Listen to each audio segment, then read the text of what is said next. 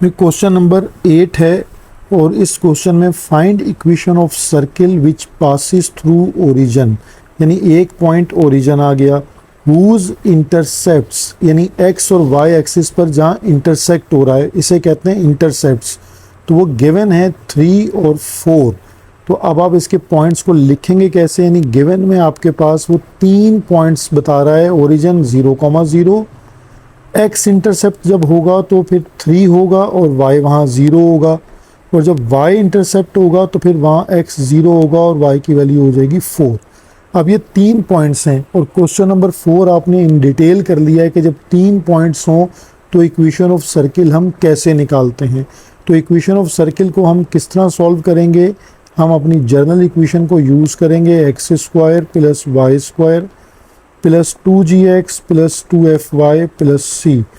इसका alternate method भी है, लेकिन क्योंकि इस मेथड को आप एक दफ़ा सीख चुके हैं और ये बार बार यूटिलाइज होता है तो इसी मेथड को फ्रीक्वेंसी के साथ प्रैक्टिस कर लें। ठीक है, अब हम आपके पास पहला पॉइंट है 0,0, तो यहाँ पर हम इसको पुट करेंगे तो x भी 0 हो जाएगा, y भी 0 हो जाएगा, 2g फिर अगेन x 0, 2fy भी again 0 plus c equal to 0। तो इट मीन्स सारी टर्म 0 हो जाएंगी, तो यहाँ से c की वैल्यू आ जाएगी आपके पास 0।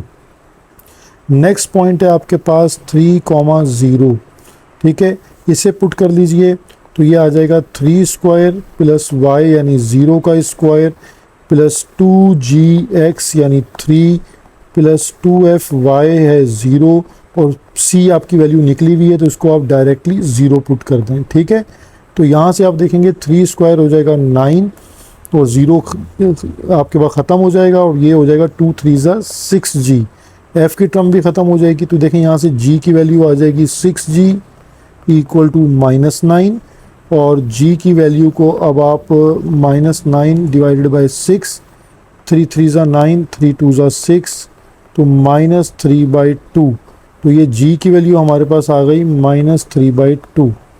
सिमिलरली जो नेक्स्ट पॉइंट है वो आपको f की वैल्यू दे देगा, ठीक है, और वो है हमारे पास 0,4।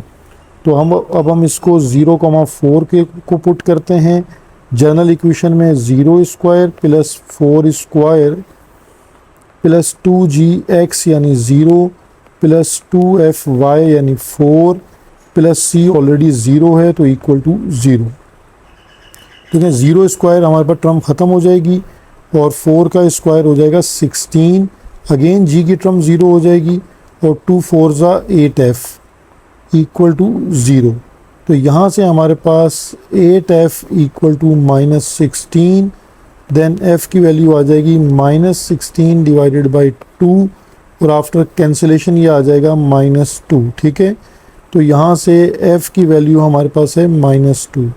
अब देखें g f c तीनों वैल्यूज़ आपके पास मौजूद हैं, यानी g की वैल्यू है -3/2 एंड f की वैल्यू है -2 और c की वैल्यू है 0।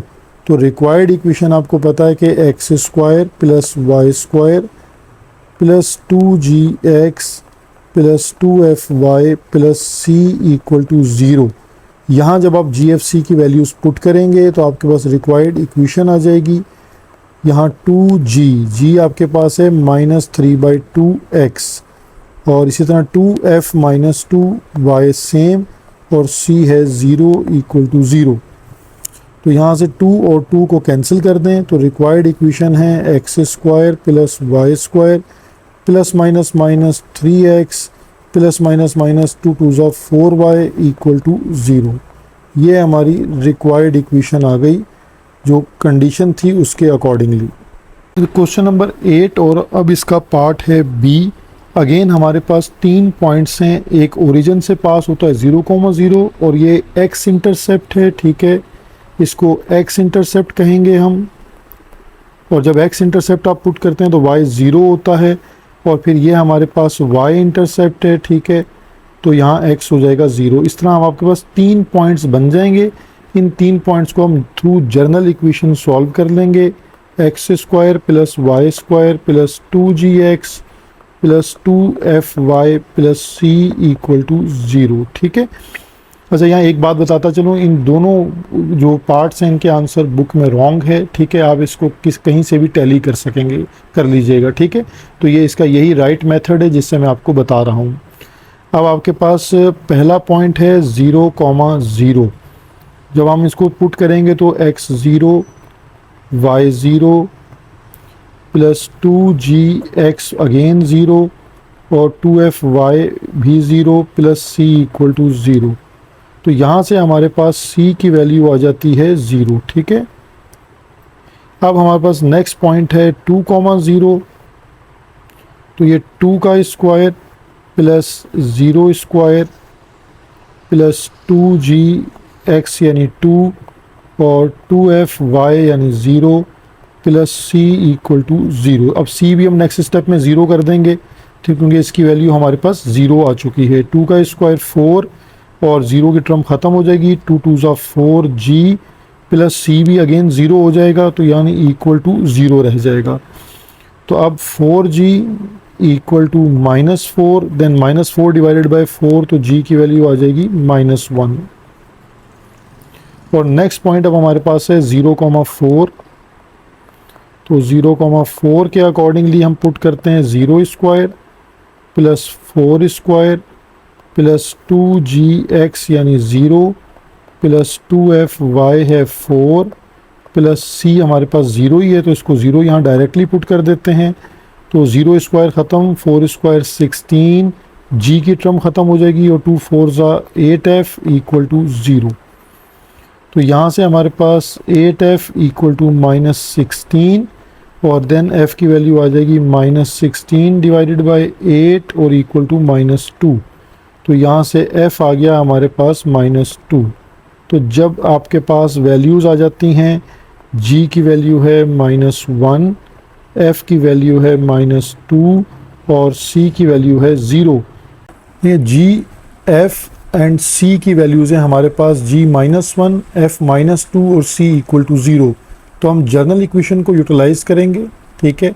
उसमें हम g की वैल्यू रिप्लेस कर देंगे -1, f की वैल्यू -2 और c 0, ठीक है। तो अब हम इसको सिंप्लीफाई कर लेते हैं। x square plus Y square plus minus minus 2x plus minus minus 2 2 ज़ा 4y इक्वल टू 0 हमारी रिक्वायर्ड इक्वेशन आ गई इस क्वेश्चन नंबर 8 और पार्ट बी की, ठीक है। Thank you.